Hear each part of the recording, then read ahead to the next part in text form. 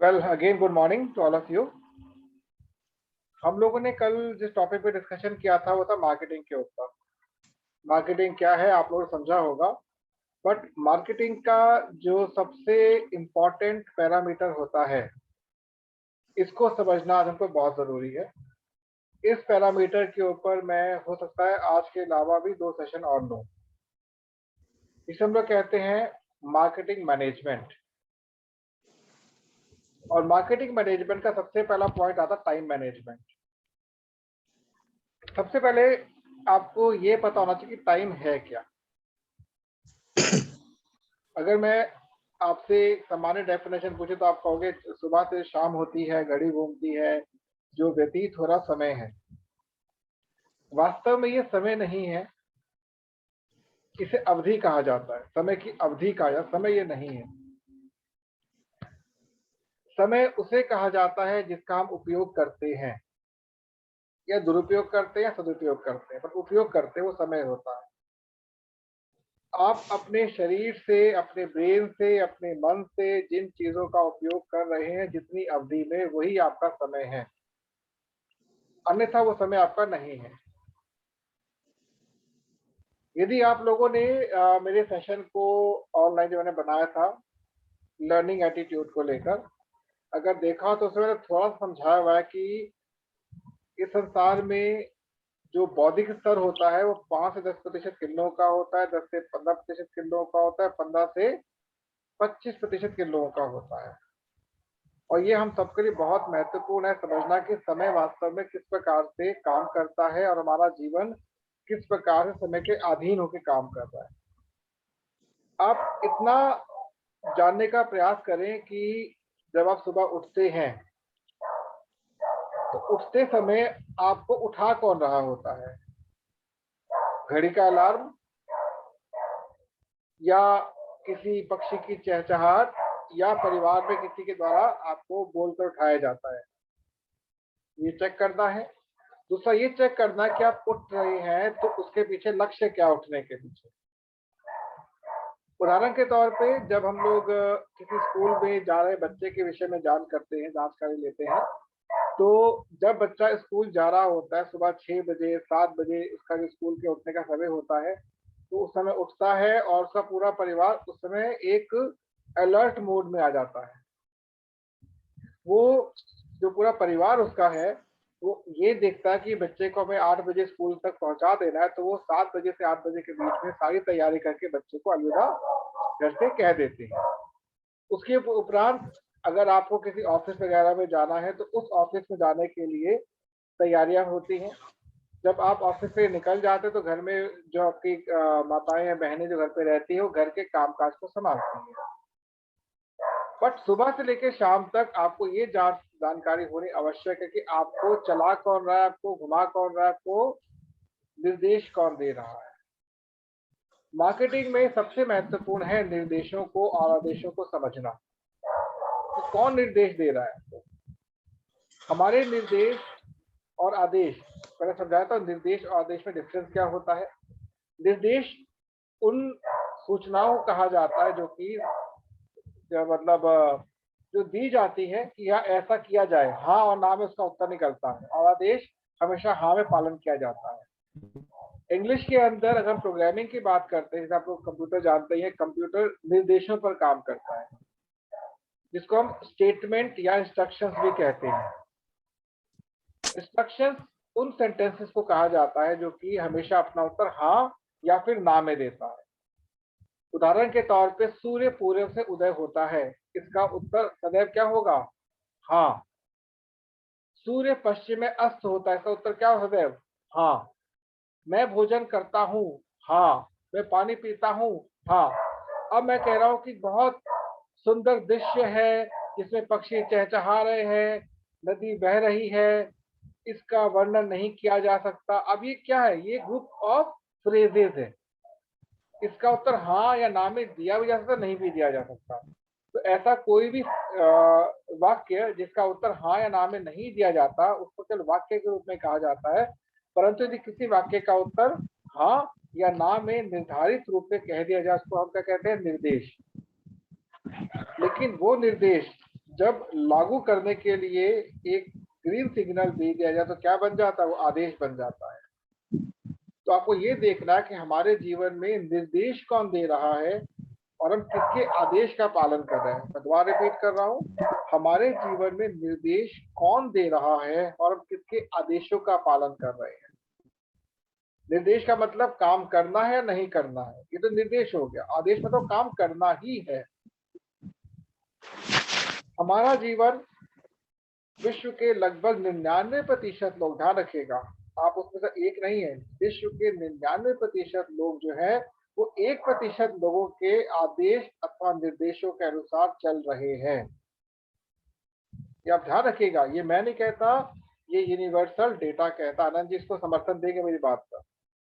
और 1% लोग जो हैं वो पूरे विश्व को कंट्रोल कर रहे हैं।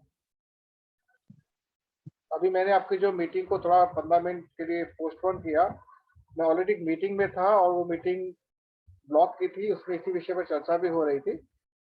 तो जब तक आप इस बात को नहीं समझेंगे कि आपके समय का प्रबंधन वास्तव में कर कौन रहा है, आप आगे शायद नहीं बढ़ पाएंगे।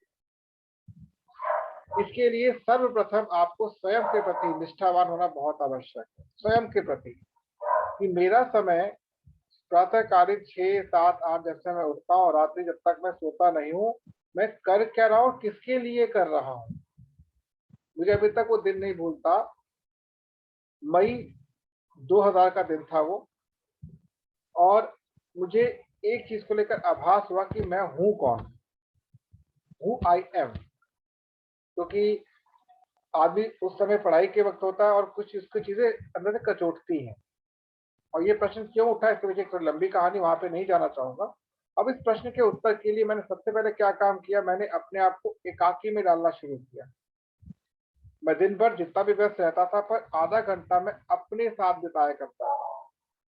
टेरिस पर जाकर बैठ गया, सड़क पर टहल लिया, चाय पीने चला गया, बट अकेले होता था मैं उस समय। और वो हैबिट आज तक मेरी जारी है। आज मैं दिन भर में लगभग आधा दिन अपने साथ बिताता, मेरे साथ कोई नहीं होता। ये मैं बात आपको ईमानदारी से कह रहा हूँ, मेरे साथ कोई नहीं होता उस समय, मैं और मेरा कर्म होता है। मान लीजिए मैं किसी थॉट पर काम कर रहा हूँ, तो थॉट को ही लेकर मैं एग्जीक्यूशन कर रहा होता हूँ। तो अपने समय के प्रबंधन के लिए सबसे पहला जो है आपको प्रक्रिया करनी है, वो ये है जो मैंने कल कहा था, पन्ने पर लिखना है आपको। मैं विशेष तौर पर, अगर रवि नहीं थे, प्रवीण और देव प्रकाश से मैंने कही थी बात, एक पन्ने पर अपने विचारों की उल्टी करनी। आशा करता हूं आपने वीडियो काम नहीं देखा किया था सर, होगा। मैंने मैं पूरा वीडियो विषय का देखा था। है, वीडियो देखा था मैंने। देखा था रवि, आपने किया था, प्रैक्टिस की थी आपने? आज नहीं किया था सर, लेकिन करूंगा कल से। हाँ बिल्कुल। देखिए धीरे धीरे अगर आप साथ चलेंगे समय के, तो समय आपका साथ देगा। 3 प्रकार के लोग होते हैं, एक जो समय के पीछे भागते हैं, दूसरे समय के साथ चलते हैं, तीसरे का समय वेट करता है कि कब ये आए, मैं कब इस काम को करूं। होली आने वाली है, हम होली तक नहीं पहुंचेंगे, समझना। होली आने वाली है, हम होली तक नहीं पहुंचेंगे, लेकिन पिछली होली हम बिता चुके हैं। कैलेंडर में हर अगला दिन आने वाला है, हम वहां तक पहुंचेंगे नहीं पहुंचे अलग बात है, वो आने वाला है। लेकिन दिल्ली मैं पहुंचूंगा, दिल्ली कहीं नहीं आने वाला, दिल्ली मैं पहुंचूंगा। मैं बिहार छोड़ चुका हूं, मैं दिल्ली आ चुका हूं। इन शब्दों को समझिएगा। तो सबसे पहला जो हमारा विषय है समय के प्रबंधन के ऊपर, वो ये कि हम अपने दिमाग में चल रहे हर चीज को लिखेंगे। सुबह से उठकर रात तक की दिनचर्या को हमको लिखनी है।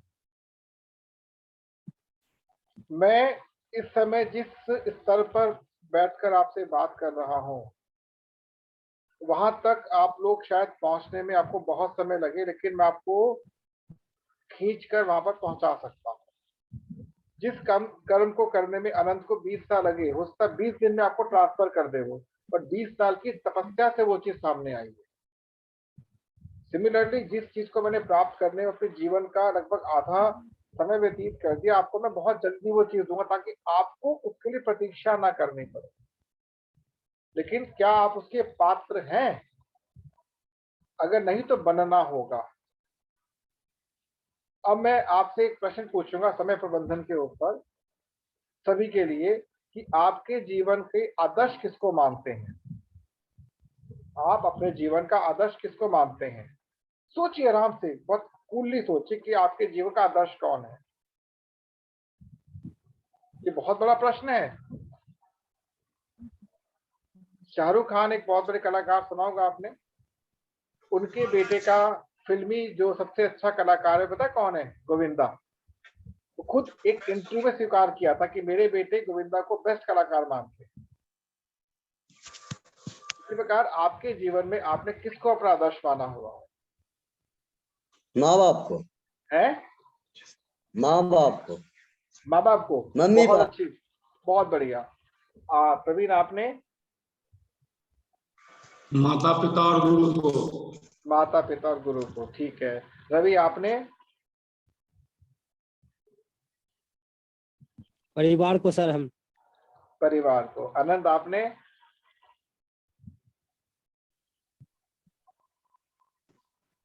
मेरे लिए तो मतलब मैं इन बच्चों को तो पता है कि मेरे साथ तो है कि जो मेरे गुरु हैं वही माता पिता थे, ठीक है। और वैसे मैं अपने लिए आइडल मतलब अब्दुल कलाम को ही मानता हूँ।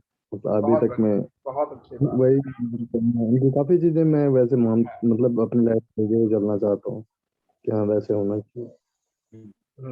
अब मेरा अगला प्रश्न ये है कि हमने जिसको भी अपना आदर्श माना है तो क्यों माना है? ये बड़ा गहरा प्रश्न है। जैसे अनंत ने बहुत अच्छी बात है, कलाम साहब को अपना आदर्श माना है, बट क्यों माना?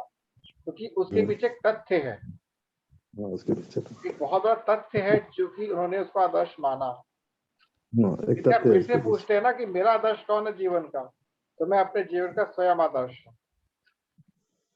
उसका कारण पता है क्या है? जिसकी मैं खोजबीन कर रहा हूँ, मुझे आज तक मिला ही नहीं वो कहीं पर। तो खुद तो मैंने खोजी, मैं कहा ढूंढ क्या रहा हूँ। मैं जिसकी प्राप्ति कर रहा हूँ, यदि वो मुझे कहीं नहीं दिख रहा, तो मैं खुद को तो जांच कर लूँ मैं। वैसे बहुत अच्छी बात है कि आपने अपने माता पिता को अपना आदर्श मानना भी चाहिए, अपने पूर्वजों को अपना आदर्श मानना चाहिए, बहुत अच्छी बात है। पर आदर्श वो होता है जिस आपकी जीवन की वो छवि जो आप प्राप्त करना चाहते हैं। तो जिस समय आपने अपने आदर्श को पहचान लिया, आपका जीवन 50% सफल हो चुका है। ध्यान रखिएगा, 50%। आदर्श वास्तव में वो लक्ष्य होता है जो आपको प्राप्ति की ओर लेकर जाता है, और समय प्रबंधन में आदर्श का पता होना बहुत आवश्यक है।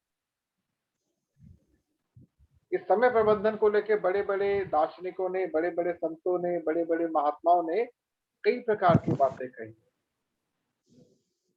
परंतु इन सब में श्रेष्ठ जानते हैं कौन है समय को लेकर जिसे बात कही है?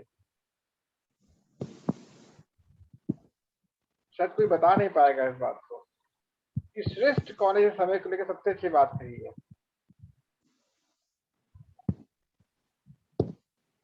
थोड़ा सोचने का प्रयास करें, कौन हो सकता है? हमारे शास्त्रों में उसका गायन है, बहुत गायन है उसका।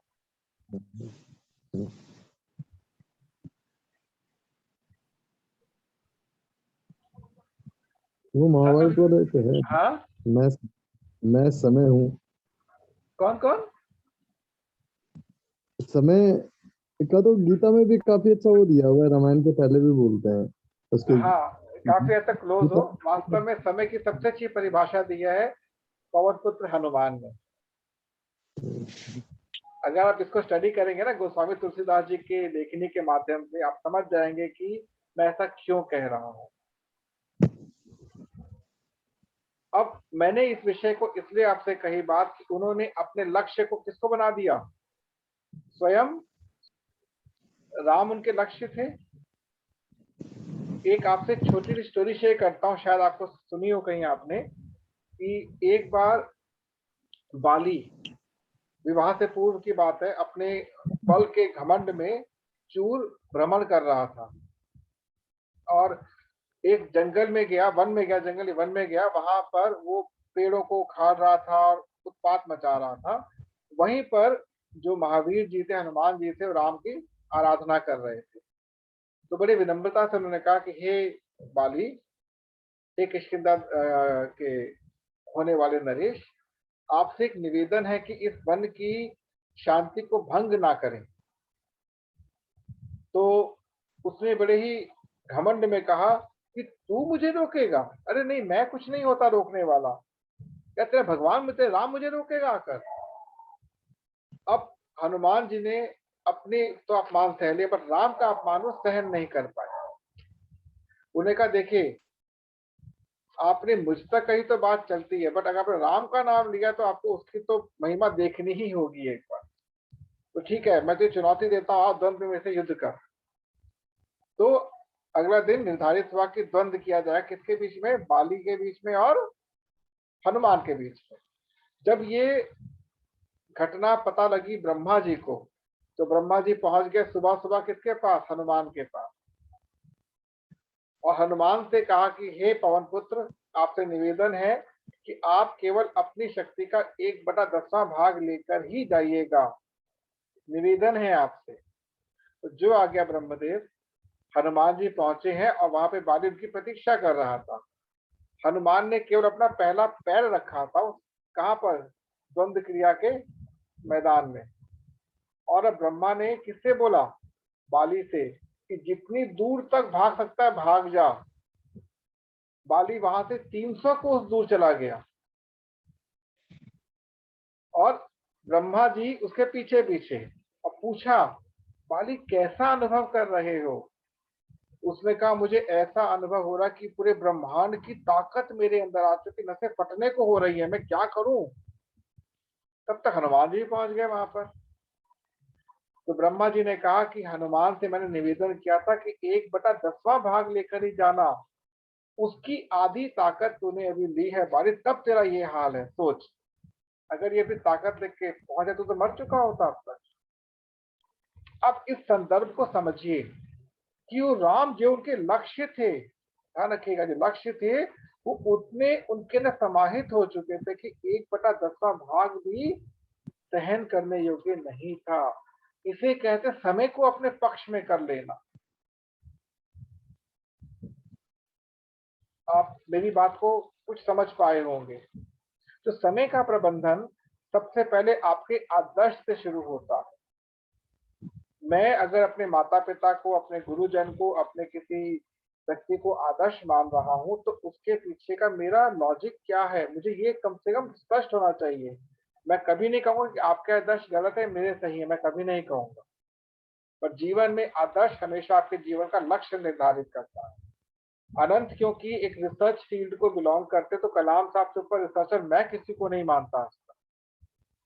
इस जीवन में जो मैंने सीखा है, दो ही मेरे आइडियल रहे हैं रिसर्च के अंदर, एक तो प्रोफेसर कलाम और दूसरे गोस्वामी तुलसीदास।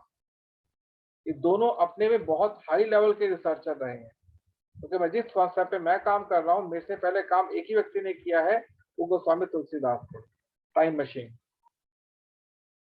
जिस दिन आपने अपने समय का प्रबंधन सीख लिया, आप ये मान के चलें कि आपका लक्ष्य स्वयं आपके पास आए खड़ा हो जाएगा। ये बहुत महत्वपूर्ण है इस बात को समझना। लक्ष्य वास्तव में आपके समय को निर्धारण पे फोकस करने की बात कहता है। आपने टाइमलाइन डिसाइड कर दी कि इस तिथि तक ये मुझे मिल जाना चाहिए, लेकिन पहले यहां पर हर बार इसके ऊपर फोकस करता हूं। तो समय का प्रबंधन पहला स्टेप बता दिया। आदर्श आपका कौन है जीवन का, उस पर फोकस करेंगे आप लोग कि मेरा आदर्श ये है या ये होना चाहिए। अगला स्टेप क्या होगा? आपको अपने मन में चल रहे प्रत्येक विचार को एक पन्ने पर लिख डालना है। 2 पन्ने 3 पन्ने भरो। संकट से हनुमान छुड़ावे, मन कर्म वचन ध्यान जो लावे। मन, वचन और कर्म, ये तीनों एक लाइन में कब आ सकते हैं? जब आप लिखो, पेंसिल से, पेन से, पेपर पे लिखो। मैं आज की तारीख में कम से कम 3000 पन्ने लिख चुका हूं। ऑन टाइप ही किया मैंने, हाथ से नहीं लिखे मैक्सिमम, बट टाइप कर चुका हूं। पता नहीं क्या कुछ दिमाग में आता था, लिखता चला गया, और ऐसी ऐसी चीजें मैंने जानी है जो हमारे प्राचीन इतिहास में व्यतीत हो चुकी, जिसका किसी के पास कोई तोड़ नहीं है, पर लिख गया था वो। जिस दिन आपका ब्रेन ओपन हो गया, समय के साथ चलना शुरू कर दिया आपने, आप ये अनुभव करेंगे कि आपकी जो अंदर की शक्ति है वो कई गुना बढ़नी शुरू हो गई है। तो इसके आगे मैं ज्यादा बात नहीं करूंगा, आज आपको ये होमवर्क करना ही है, क्योंकि ये एक प्रकार से आदेश है। यदि आप क्लासेस में आ रहे हैं तो ये आदेश है कि आपको आज रात को सोने से पूर्व सुबह से लेकर अभी तक का कंप्लीट लिटरेचर लिखना है। उसमें सुबह 6 बजे उठे, फिर ये क्या, फिर ये क्या, ये क्या, तो एक टाइम में खत्म हो गया 4-5 लाइनों के अंदर। पर आपके विचार क्या क्या आ रहे हैं आपके पास, अगर मैंने अपना आदर्श इनको माना तो क्यों माना है, ये लिखिए। जो मन में आता लिखिए, लेकिन शो किसी को नहीं करना, खुद ही पढ़ना है आपको।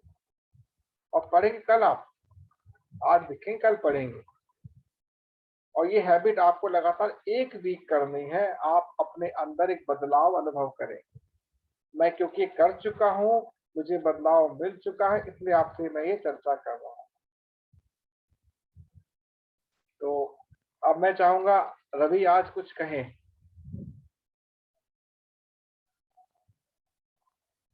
रवि कुछ कहना चाहेंगे तो कहें प्लीज।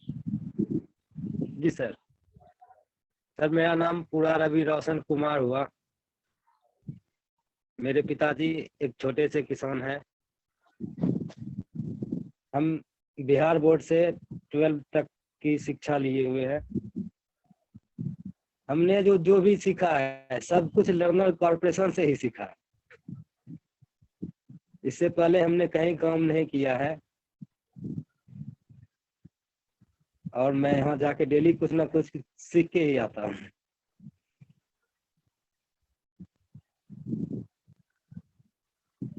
रवि मैं एक बात कहना चाहूंगा, लर्नर कॉर्पोरेशन आपको व्यवसायिक जीवन के विषय में सिखा रहा है। उसने आपको मंजन करना नहीं सिखाया, नहाना नहीं सिखाया, खेलना नहीं सिखाया। जी सर। मैं जस्ट एक हास्यास्पद बात कह रहा हूँ।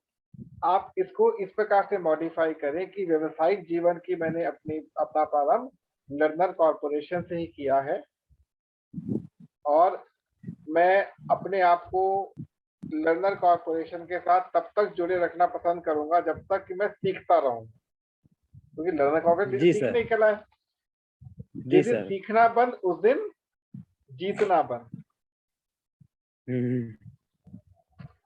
कुछ और कहना चाहेंगे देव प्रकाश, अनंत कुछ कहना चाहेंगे? मैं आज की मीटिंग में यहीं पे क्लोज करूंगा कि आज होमवर्क पूरा होना चाहिए, मेरी रिक्वेस्ट है, और प्लस आदेश भी है। जी सर। जी देखिए, मैंने कल एक बात कही थी कि दूध देने वाली गाय अगर आपके पास हो, दूध तो आपको ही निकालना है। वृक्ष फल दे सकता है, फल तो आपको ही तोड़ने हैं। इसके लिए आपके सामने मैं हूं और अनंत है, दोनों एक अनुभवी लोग हैं, बिल्कुल खड़े हैं। सीखना आपको है, क्योंकि आप उतना ही दे सकते जितना मांगेंगे। उसके आगे तो थोड़ा सोचना पड़ेगा, दे कि ना दे। ठीक है। हम लोग जब कॉलेज में पढ़ा करते थे ना, इंजीनियरिंग कर रहे थे, तो हम लोगों को 2 चीज सिखाई गई थी। एक था किसी के जीवन में धान को बो देना, और एक था किसी के जीवन में चरस को बो देना। इसका मतलब ये होता था, यदि किसी ज्ञानी व्यक्ति से कुछ सीखना चाहते हैं तो उसके जीवन में धान बो दीजिए, उसको इतना परेशान करिए, सीखिए उससे। और यदि किसी की वाट लगानी हो ना, तो चरस बो दीजिए, इतना परेशान कर दीजिए कि वो आपके पीछे ना पड़े। तो ये धान बोना, चरस बोना सीखिए आप, बहुत जरूरी है। और कोशिश करें चरस बोने की आवश्यकता ही ना पड़े आपको, केवल धान बोते बोते जीवन निकले आपका। तो मैं समझता हूँ आज का हमारा समय पूरा हो गया है, और आपको होमवर्क भी करना है रात को। तो हम लोग फिर कल मिलेंगे। समय मैं आपको कल ही बताऊंगा। 9 है कि 8:45 की 9:15 है। तब तक के लिए सबको शुभ रात्रि। Good night. Good night. Good night sir.